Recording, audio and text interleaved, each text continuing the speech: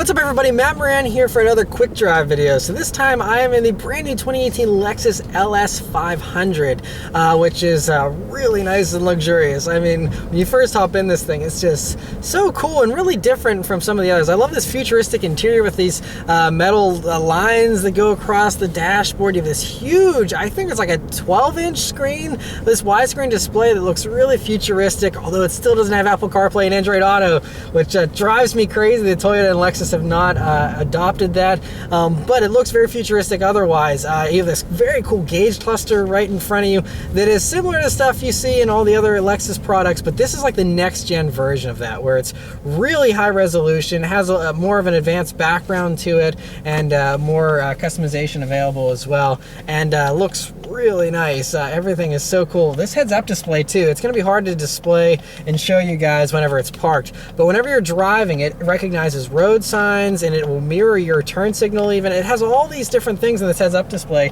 Just everything feels very futuristic about this. Just in my first 2 minutes of sitting in this thing, it's just all the materials are so nice. It's just, I could get used to this. It's very, very comfortable. I like some of the design cues they've taken from the LC 500 with these little things up here to change your drive modes and whatnot.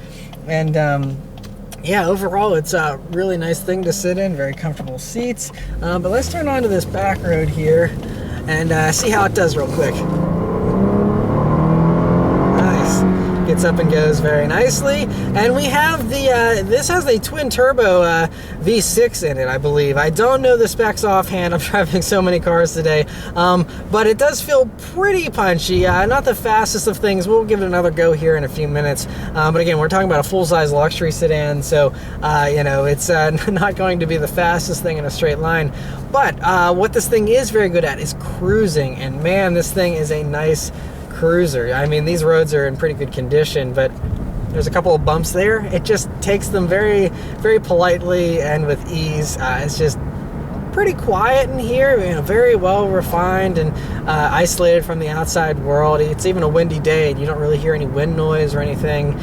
It's just really nice and quiet in here. It feels very well built and solid too, you know. I mean, obviously these are large and heavy, but it does feel like it's substantial and really feels nice rolling down the road here. Another thing is, you know, I'm going to be talking about this in the LC 500 review that I'll be posting shortly.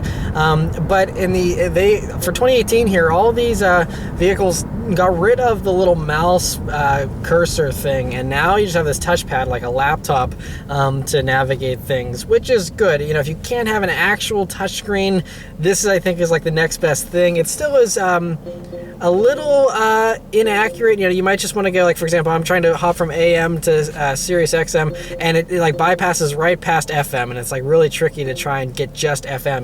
I think it takes a little bit of practice. Obviously, you're not going to get it in the first 3 minutes of driving, but you know, it's something that, you know, isn't quite as logical as a touchscreen, but still is fairly easy to use.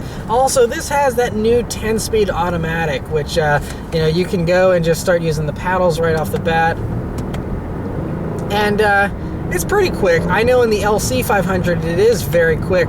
I think for this they've certainly made it more relaxed because, you know, I'm not in sport mode or anything, but you can even tell here in the standard mode that it's not the quickest with its shifts. I mean, it's fine, but it's about on average with what you find in all the other automatics out there. And whenever you put this gauge cluster into Sport or Sport Plus, everything gets red and more aggressive looking. You have a nice little background that's illuminated there, and it just looks really cool too. I love that they do this with all their Lexus products, and in this, like I said, this new gauge cluster, it looks even cooler. But let's chuck it into a corner here and see how this thing handles a few bends. We don't have too many corners around here, but it's a pretty good job. And now that I'm in the Sport Plus mode, this engine feels a little more eager. We'll do another acceleration to get a better feel for that. But just going around, you know, a couple of corners, like I said, there's not a whole lot around here, but it does feel pretty good and pretty flat, you know, compared to, you know, some of the other more floaty offerings. For example, I just drove the Lincoln Continental a few minutes ago. That certainly feels a little floatier. And you know, this is, it's still very smooth, but just a little sharper, a little more direct, I think, with its handling and steering feel and things like that. The steering weight, especially here in Sport Plus mode, is very good. And yeah, overall it drives really nice, you know, for a large sedan. It doesn't feel super big either, you know. It kind of shrinks around you. You have a pretty good view as far as visibility and everything goes. And yeah, it's a pretty nice thing, you know, on back roads from what I can tell with my little 30-second spin on a few corners. I'd love to, you know, get some more time on more back roads to, you know, kind of see what it's like. But we'll go for one last acceleration here, see how it does.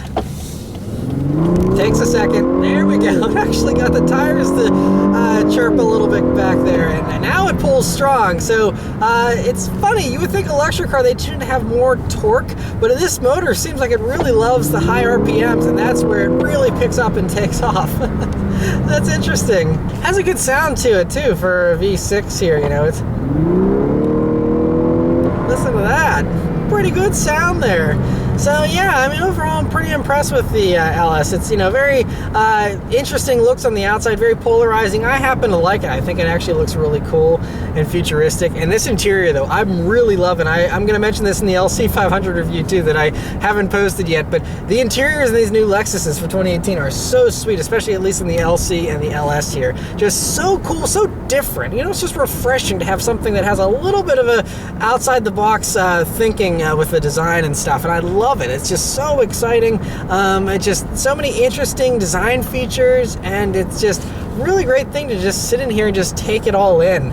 And yeah, overall it's pretty cool luxury sedan here. So yeah, but anyway, let me know your thoughts about the LS 500 in the comments below. Let me know if you'd like to see more of the LS 500. I could try and, you know, get one as a press vehicle at some point. But overall, from my first little quick spin in it here, it's a pretty nice thing to cruise around in, and you know, it does seem to get up and go pretty well as well. But anyway, yeah, thank you guys very much for watching. I'll see you on the next one. Take care.